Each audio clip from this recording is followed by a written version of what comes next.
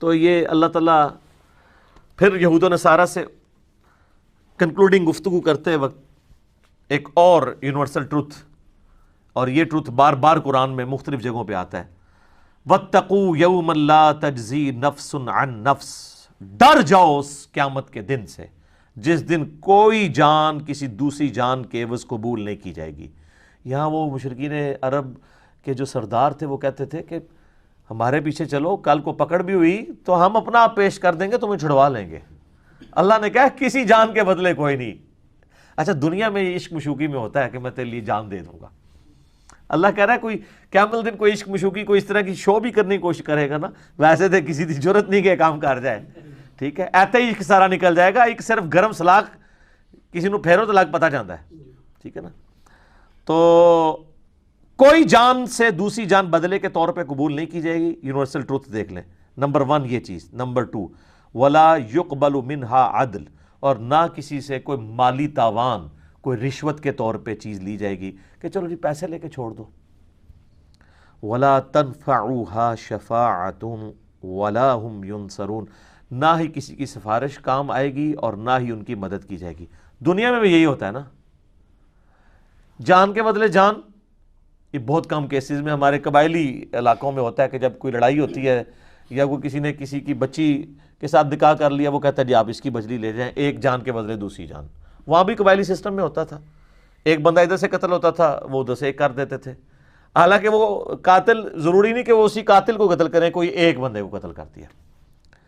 یہ بھی نہیں ہوگا، نہ مال لیا جائے گا۔ دنیا میں آپ رشوت دے کے چھڑوا سکتے ہیں کسی کو جرم سے، یا جج کو رشوت لگا سکتے ہیں، لیکن آخرت میں نہیں، آخرت کا جج تو اللہ ہے، اور نہ ہی کسی کی سفارش قبول کی جائے گی۔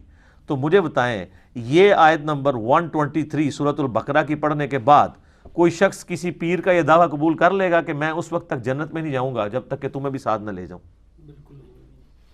تو سر وہ صحیح کرتے ہیں، آپ کو قرآن نہیں پڑھنے دیتے، ٹھیک ہے۔ صحیح مسلم میں حدیث ہے، نبی صلی اللہ علیہ وآلہ وسلم نے فرمایا قیامت والے دن جس کے عمل نے اسے پیچھے کر دیا اس کا نسب اسے آگے نہیں لے کے جا سکے گا۔ سر یہ ذہن میں رکھیں، یہ جو لوگ کہتے ہیں نا ہم سید ہیں، شاہ جی صحیح مسلم، اے مولانا شریف نہیں، قیامت والے دن جس کے عمل نے اسے پیچھے کر دیا اس کا نسب اسے آگے نہیں لے کے جا سکے گا۔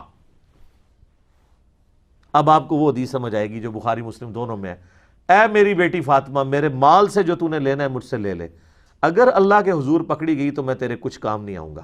اچھا یہ صرف فاطمہ کے لیے نہیں ہے، پھر نبی علیہ السلام نے کہا اے نبی کی پھوپھی تو بھی سن لے، اے نبی کے چچا تو بھی سن لے، اے نبی کے خاندان والوں تم بھی سن لو۔ حضور نے ایک ایک کو مخاطب کیا ہے، کیونکہ قرآن میں آیت نازل ہوئی تھی نا کہ اپنے قریبی رشتہ داروں کو ڈر سنائیے، تو اس ڈر میں آپ نے اپنی پھوپھی کو مخاطب کیا، اپنے چچا کو مخاطب کیا، اپنی بیٹی کو مخاطب کیا۔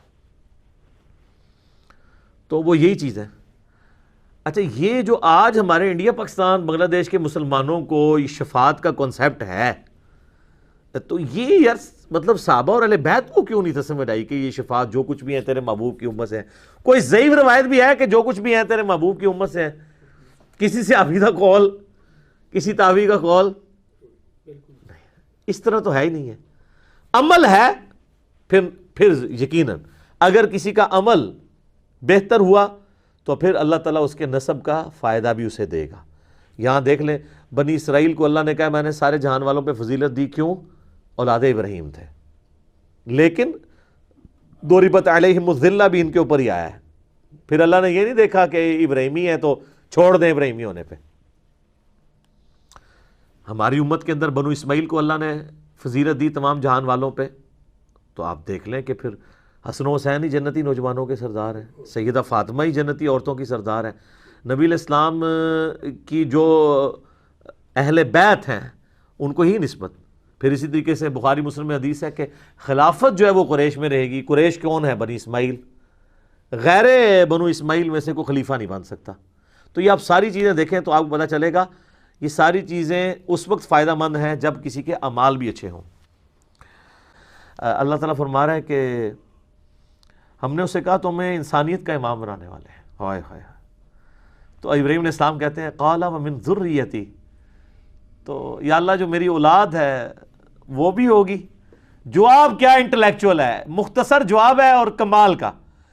یہ پوچھا گیا کہ میں تو امام ہوں تو میری اولاد میں بھی امامت ٹرانسفر ہوگی؟ شاہ جی تسی تو امامت روک دے نہیں پہ ہوں تک. اللہ نے کہا قال لا ینال عہد الظالمین، میرا عہد ظالموں کے لیے نہیں ہوگا. یعنی جو تیرے پیروکار ہوں گے نا ان کو تو امامت مل جائے گی. امامت سے مراد یہ کوئی منصب یا کوئی امام مسجد کی ڈگری نہیں ہے، مراد یہ کہ وہ لوگوں کو دین سکھائیں گے. انبیاء کا جو دین ہے وہ جو اللہ نے ان کو دیا ہے وہی کے ذریعے اس کا تعارف کروائیں گے امتوں کو.